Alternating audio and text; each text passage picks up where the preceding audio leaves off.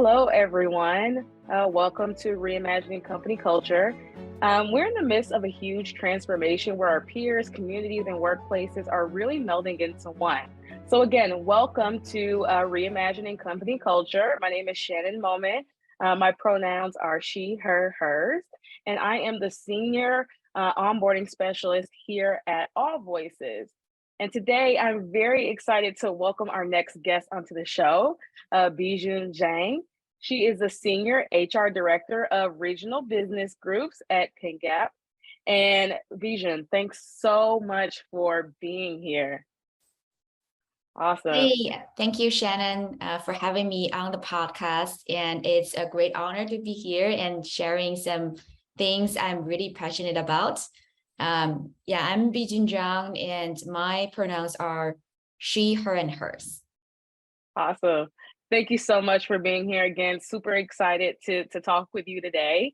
So tell us a little bit more about yourself. I kind of want to know, how did you answer this question when you were growing up?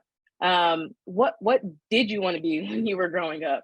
Yeah, I think that's it's a great question. And that also brings my memory back when I was, a little child. I grew up in China, and I went to the US for my master's degree. So one cool thing very special about the schools in China is that each class has a class leader chosen by all the students. And this person just acts as a bridge between the students and teacher. So this person needs to be liked by both. So to get enough votes from the students and also, help the teacher with assignments and maintain the class order. And guess what? I've been the class leader since first grade. So I think through that experience, I discovered my passion for bringing people together, fostering the communication, aligning the goals, and also creating a fun environment. So I think that was like a sneak peek into the world of HR or, like talent management. And I was so excited to find out that, I could make a career out of it when I went to college. So for now, I get paid to do what I love. And I think that's just a blessing. Yeah, it's awesome that you got that experience at such a young age and you got to see what you were, passionate about at such a young age. And you also developed those leadership skills so early. So that's awesome to hear. Not many of us can say that we sparked our passions that young. So that's amazing. So it sounds like you've been fostering those skills your whole life. Yeah, absolutely. And I think that was a really rewarding experience for me. Yeah, absolutely. Awesome. So let's talk a little bit more about company culture. So, with all the changes happening in the workforce today, positive company culture is more sought after than really ever before. Mhm. So, do you think the easiest way to improve company culture is to identify and remove workplace issues? Why or why not?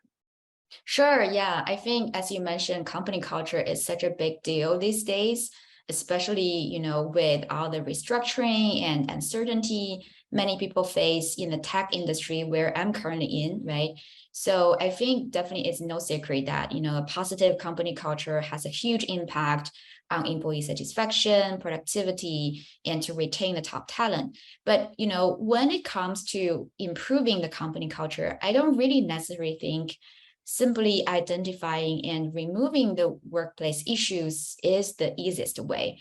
So in my experience, I think the key to a true positive culture is taking a holistic approach and figuring out what your core values are and what you really stand for as a company. So addressing negative issues is important, but it's also crucial to focus on the positive elements of the workforce and actively foster and encourage them. And it's not enough to just claim, that, open communication or transparency is your core value. It's also about figuring out what are the desired behaviors and practices that align with these values. So I think if you can get this right, then improving the company culture becomes a lot easier. And I think the beauty of this approach is that it's not only about eliminating the negative issues, it also creates a work environment that celebrates and supports the very unique aspects of your company. Yeah, absolutely. I agree with everything you just said because the thing is, there are always going to be issues in some form, right? We're never going to have this world where there are zero issues. There's always going to be conflict. But I absolutely agree that it's really, really important to model the positive behaviors and also reinforce the company values as much as you can. Mhm. Yeah, I absolutely agree. So what is a learning from 2022 that you're taking into the new year? I'm excited to hear this one. Yeah, I think 2022 was just a year of tremendous changes, wasn't it? Right. Yeah. And it's been a real learning experience for all of us. I think for me, there's some, takeaways I want to share.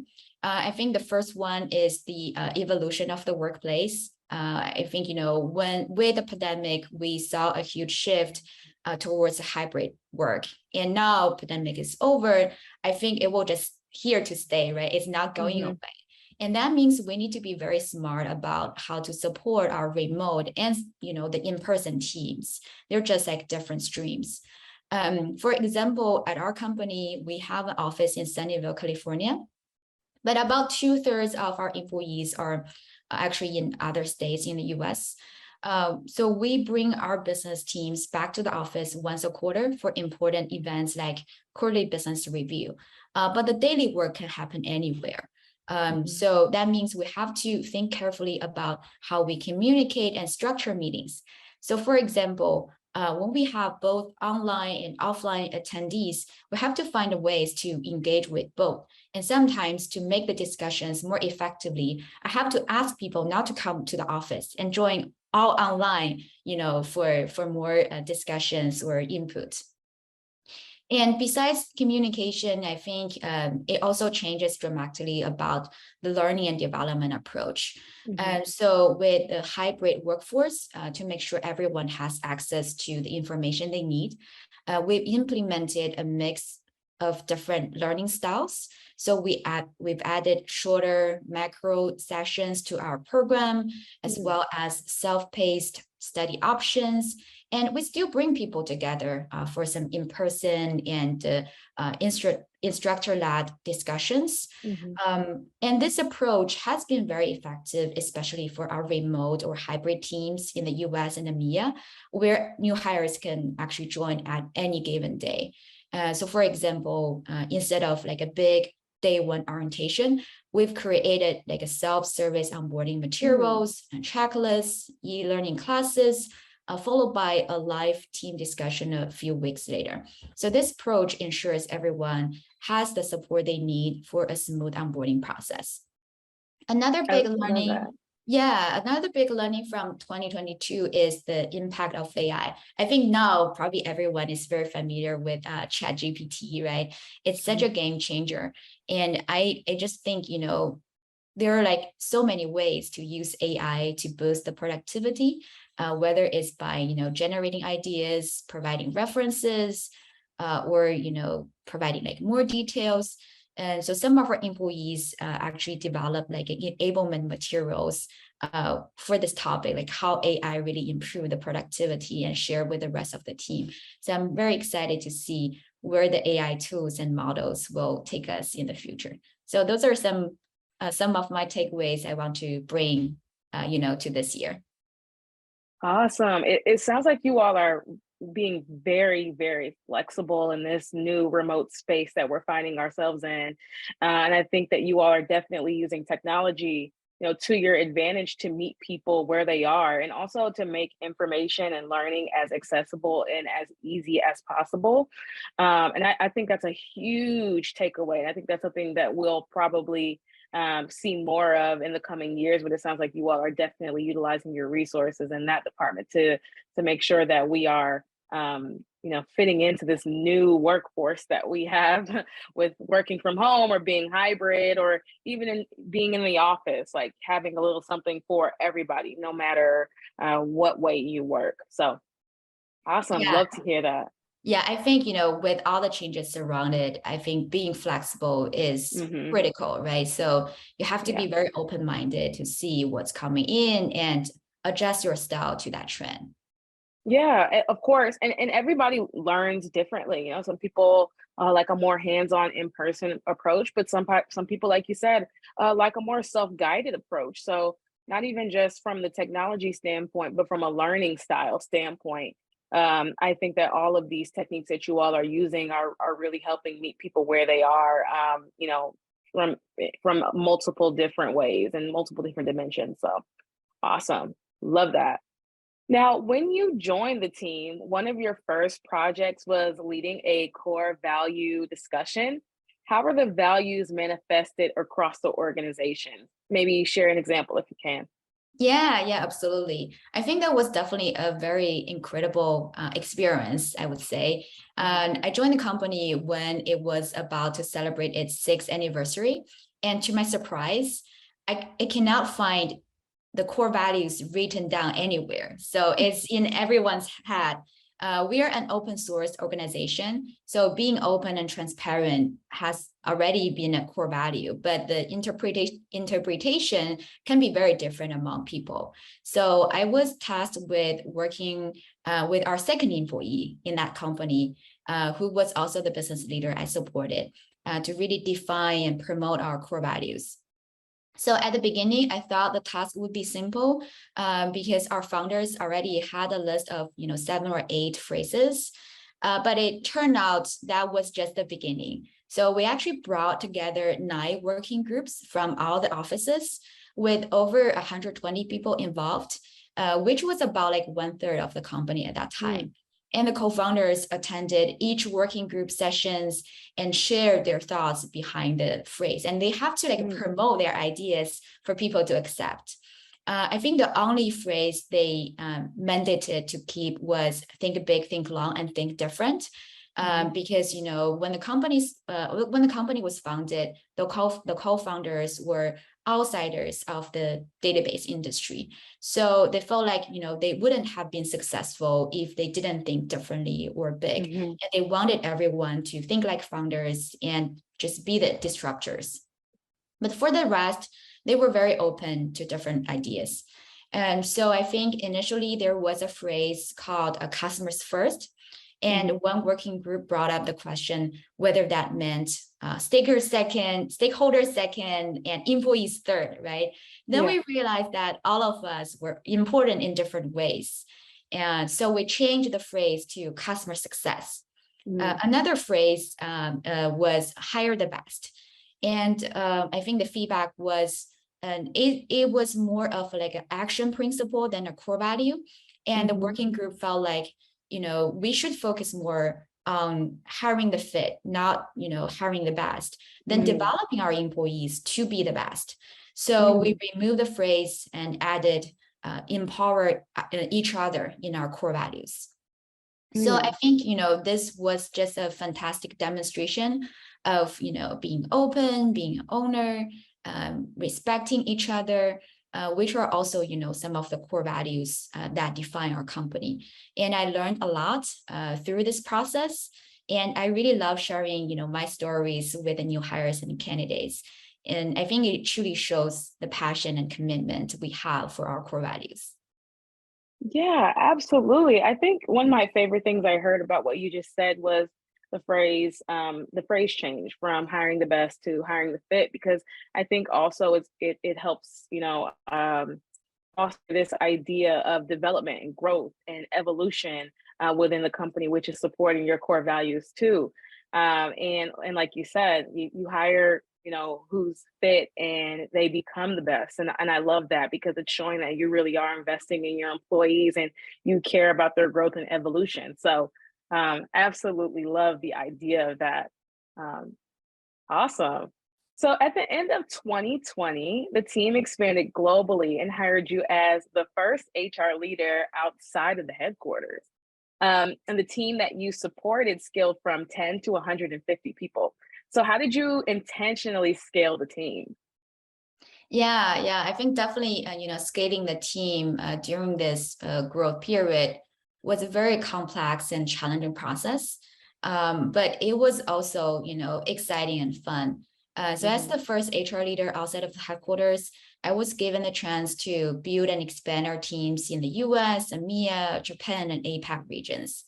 But before we could even begin to attract top talent, I knew that we needed a very solid foundation to build on.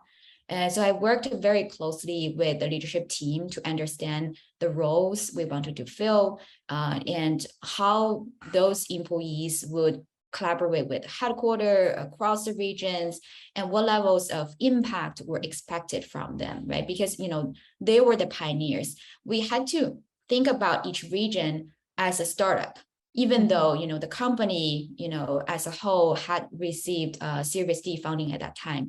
And we needed to get the basics right before attracting talent. And as you mentioned, we want to hire the fit and grow them to the best. So we need to show them the path. And at that time, I was also responsible for, building the HR infrastructure, including, the payroll, benefits offerings, and determining what to keep in-house and what to outsource. And I was very fortunate to have a team of great recruiters and the support from our COE teams in the headquarters. So I think we talk about our hiring strategy. So I think first one is hiring for the fit, and second one is hiring for the potential. So we need to see the potential. We're looking for candidates with, the growth mindset, a very strong passion for our open source products, and the motivation to, support our customers and who really shared our values. We think, technical skills or professional skills could be taught, and having, the right mindset and motivation were just essential to our success. And to sure, we can find the right people, we actually put a lot of time and efforts into the recruitment process, conducting the different rounds of interviews, focusing on the domain expertise, the learning agility, soft skills, and culture fit. Then I think the second thing, we have a lot of focus is the onboarding process. Because we want to make sure that every new hire, they felt supported and had the resources they needed to be successful and, thrive in such an early stage company. So we created a very comprehensive onboarding program. We talk about, the self-paced e-learning classes. We also have the instructor-led discussions. Then each new hire will be paired with like a mentor or buddy who would guide them through, the first 30, 60, 90 days and provide ongoing support. So I think the last thing I think we did right was to make, the communication and collaboration a priority to focus on, because, that's essential to build a strong, vibrant, and growing team, especially for a remote or hybrid first workforce. So we set up like regular check-ins, team building events, and other opportunities for, members to connect and work together. Yeah, so I think those are some things I think we did right when we scale from like 10 to 150 in, all the different countries. That is extremely impressive, by the way. That's really hyper growth, and I love how you made sure that all of those employees felt, supported during that time. Awesome. So, what are the ways that you encourage asynchronous work and overcome time zone challenges in this remote environment? Yeah. I think it's definitely a very hot topic for many companies with a global workforce, right? And it's not something new, but it's definitely something we always looking for ways to improve upon. I think the reality is time zone differences can be challenging when it comes to collaboration and teamwork. But I think, with some guidance and the right tools, we've been able to navigate these challenges and create a workforce culture that's both productive and respectful. So I think one of our key strategies is to make async communication the default. So we encourage our team members to communicate in writing, such as the instant message, the email, documentation, work wikis. We encourage them to use async as much as possible. This allows us to keep the track of conversations and make sure everyone can contribute ideas even though they're in different places or different parts of the world. But we also recognize, there are times when async communication simply just won't cut it, right? Mm-hmm. And that's why we also developed protocols for when it's time to switch to synchronous communication. So for example, when like 3 rounds of back and forth async communication haven't produced any desired results, we encourage people just to jump on call and get everyone on the same page, Mm-hmm. and encourage the very effective async communication. We've also developed guidelines for our team members to follow. For example, when you compose an async message, we encourage people to consider who are the audience and the purpose of the message, right? And what's the context? Does that person understand what you're talking about? Because when you write things, there's no tone, there's no emotion, and people can read it in a very wrong way. And also the format, right? Whether it's an instant messaging or it should like an email to all. So we make sure that all these things or all these guidance and tools are provided to people so they can choose the best way when they're in a specific situation. And I think last thing I would recommend every company to try is give people this meeting planner calendar, right? Especially when they need to schedule the cross-regional meetings. We want to be very mindful of each other's schedule and time zone. And so we provide a chart so everyone can see at a glance when their colleagues are likely to be awake and available. So this helps us scheduling calls at midnight of a person in a different time zone. So I think we provide the guidance, we focus on details, we give tips on teeny tiny things. I think that actually really help the collaboration and async communication. Yeah, absolutely. I think it, like you said, I think it's important to be very, very intentional and provide as much, information as you possibly can about meetings or, things that you're going to schedule so people can kind of understand the contents of this meeting and, they can better prioritize. And also, like you mentioned, I love the idea of providing like a chart that people can see so they can find the best times where if they do need to have a meeting, if they do need to have some one-on-one time, it's very, very easy for them to be able to kind of find the time that works best for everyone. So I think that's something that I could even take away. I might do the same thing, create a chart like that, because we're very spread out here at AllVoices as well. So I think that'll be helpful for us too. Yeah, absolutely. Awesome. And so, how do you facilitate and create opportunities for folks to meaningfully connect with people at PingCAP? So, Yeah. for example, PingCAP Integration Day and other ways. Sure. Yeah. I think, at PingCAP, we really understand the importance of, human connections, even though for us, it's like a hybrid or remote first workforce. We're all social creators, and we can only be successful based on trust and well-being. And so I think, as you mentioned, creating those meaningful connections are critical, but it can also be a challenge. Mm-hmm. So for the PingCAP Integration Day, that's a program that happened a few weeks after the new hires joined our team. And we bring them all together for a 3-day virtual event. So this program is all about getting to know each other, understanding our company's mission, vision, and values, and also learning from our senior leaders, like our founders, and gaining their valuable insights into the inner working of our product, go-to-market strategy, and organization. So each day, because we do it globally, so we also need to be mindful about the time zone difference. So we only dedicate 1 to 2 hours in the late evening Pacific time. So our friends in Asia can join us in their early morning. And during the event, the new hires get to mingle with their peers and hear about each other's experiences. So for example, so we actually divide the new hires into people who join in the first 30 days, in the first 60 days, and in the first 90 days. So for example, those who've been with us for the last 30 days will share why they decided to join PingCAP, helping everyone to refresh their memory about their initial decision. And those who've been with us for 60 days will share why they love about the company so far. So that will give the newer hires some insight whether they made the right decision to join the company. And those who've been with us for 90 days will offer some tips how they've survived and thrived and found the success at PingCAP. So I think that was a really engaging conversation, and we really love the communication and interaction among the new hire groups.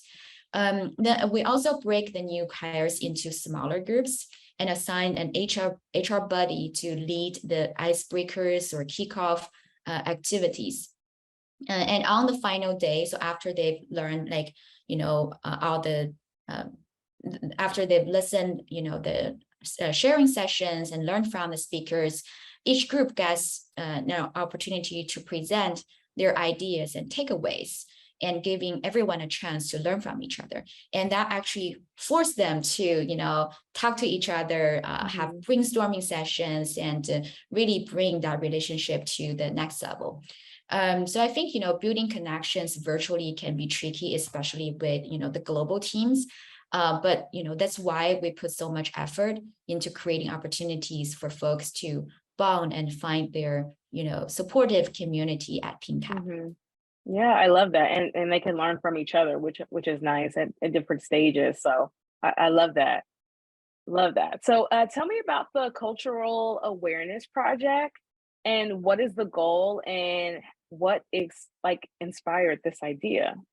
Sure, yeah. So I think, when we talk about the cultural awareness, it's not just about communicating effectively in a different language, right? I think it's also about understanding the nonverbal cues and the different traditions of the cultures, and finding the best way to communicate your ideas effectively across different cultures. So that's why we created this cultural awareness projects with the goal of promoting effective cross-cultural communication in our workplace. And I think the project was inspired by our core values, such as, being open, respecting, and empowering people, and also our commitment to diversity and inclusion. We believe that, a mix of diverse perspectives, experiences, and backgrounds can really lead to innovation and success. And to help people better understand and communicate with others from different cultures, we created this cross-cultural communication playbook. So the playbook includes information on how to overcome language differences, understand the multicultural nonverbal cues, and work efficiently with people from different backgrounds. We also aim to help people understand the unconscious bias they may have, and provide specific examples on how to communicate with respect across culture. So for example, for some cultures, it's very direct, but we ask people to avoid negative or extreme languages and never shaming others, right? So that really shows the respect, regardless whether you are a direct communication or indirect communication style. I think additionally, the Culture Awareness Project, we also included a regional culture awareness cheat sheet.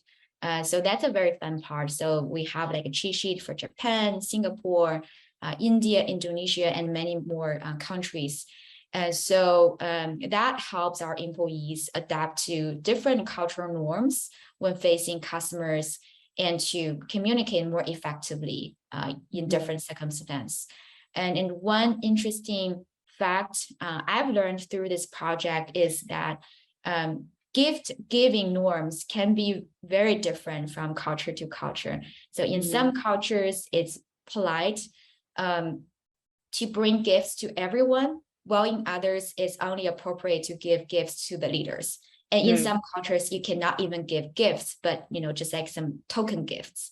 So I think by understanding these nuances, we can be more respectful and considerate of customers from different cultures.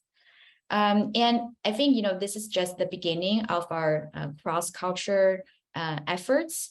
And so currently my team is constantly working with the different regional leaders to understand their specific challenges and create fun and engaging activities to make the playbook useful and relevant to their teams.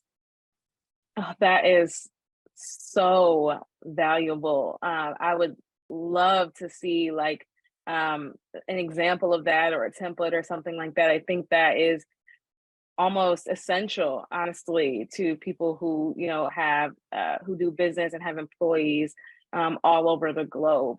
A lot of misunderstandings come from just cultural differences, and if people were more aware of those things, I think that it could mitigate a lot of issues. And whether it's with employees or, like you said, with customers, there's a lot of things that people don't understand about different cultures. So I think that is extremely, extremely valuable. And I love the idea of that. Yeah, I think, Awesome. sometimes people just don't know what they don't know, right? They I don't think, know what they don't know. yeah, having the playbook is like a first step, but like a, important step for us to Mhm. start with. Yeah, absolutely. And even honestly, even if you are a US based company, US only, there are so many different cultures within the US to be aware of. So honestly, I think that this would be a valuable tool for literally every company, any company. Awesome. So what are some common mistakes that you see companies making in their people and HR strategy? Yeah, I think one of the most common mistakes I see companies make, in their HR strategy is not really align their HR strategy with the overall business strategy.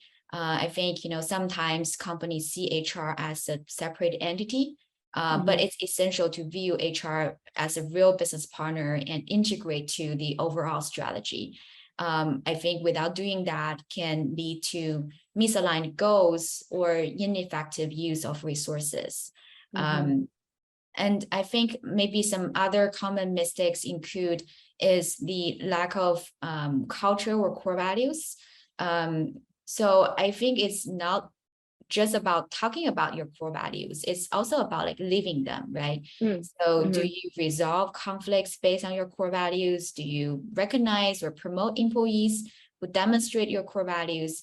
I've seen a lot of companies prioritize their short-term wins over the values, which can lead to low trust and the low morale among employees.